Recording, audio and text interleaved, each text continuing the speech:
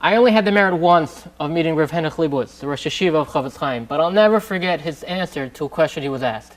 We're taught in yeshiva that our goal in life is to learn Torah, and that's what we do most of our time in yeshiva. But then one day we leave yeshiva and we go out into the workplace, and we spend most of our day on mundane things.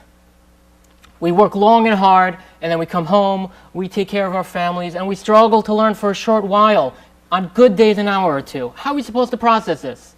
What are we supposed to be thinking in order to make meaning out of our lives? Rav Hanoch could have answered that we're working hard to support our families and provide our children with a Torah education.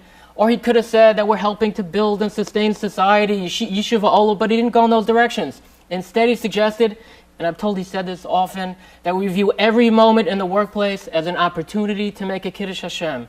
Every relationship we develop, every interaction we have is an opportunity to sanctify Hashem's name and live a life of holy mission, even while in the workplace. This is a profoundly meaningful teaching that rings true on many levels. It also applies to your activity on the internet. In theory, using your name when writing on the internet is the best policy. It keeps you accountable. It ensures, at least to a large extent, that you stand behind what you write and act on your best behavior. But in reality, we have many good reasons to remain anonymous. Sometimes our jobs prevent us from publicly taking controversial positions, so we do it anonymously. And sometimes we're worried about people looking down on us, or failing to understand the context, or simply stalking us for whatever their strange reasons. We live in a tight-knit community where conformity is assumed and enforced, and failing to toe the line could have serious social consequences. Now, personally, I don't care. That's why I'm not anonymous. That's why I'm standing here in front of you. But many people do care, and I understand why. However, that very freedom of anonymity can cause problems. Without the social restraints, we lose our inhibitions. We say things we would not otherwise say.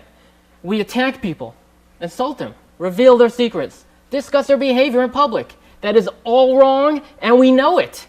But the anonymity can be intoxicating. It's all an illusion.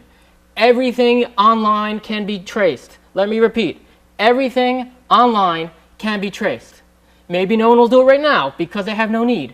But something online is there forever. And maybe in a year or 5 or 10, someone will desire to track down your history, and for whatever reason, they will be able to. No matter how flawless you think your anonymous technology is today, and most people don't even know enough to evaluate that, but regardless, technology progresses so quickly that in a year, the tools may be available to unmask you. You are never truly anonymous online. And second, and more important, Hashem sees you. Kol ma'asecha b'sefer nichtavim. Everything you post online is recorded in Shamayim, and after 120 years, you'll be brought to judgment for every single word. When you post anonymously, you have an even greater responsibility because you represent the entire community. When you attack someone in an anonymous blog post, you could be anyone. You could be me, or my neighbor, or your mother, or your rabbi. You embarrass the entire community. You make a colossal chil Hashem.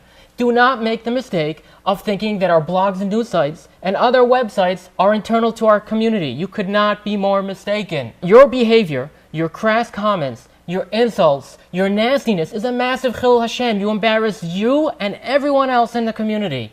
But when you post with kindness and generosity, and you show sterling character traits, you raise us all up. You're fulfilling Rav Hanoch's instructions and making a Kiddush Hashem. Please, for all our sake, before you press send or submit on the email or the text or the tweet or the Facebook, just ask yourself, are you making a Kiddush Hashem? Are you choosing the proper route in representing the Frum community? Here's a simple rule of thumb. Imagine anything you put on the internet is published on the front page of the New York Times with your byline and your picture as a Frum Jew. Only press send if you're okay with that.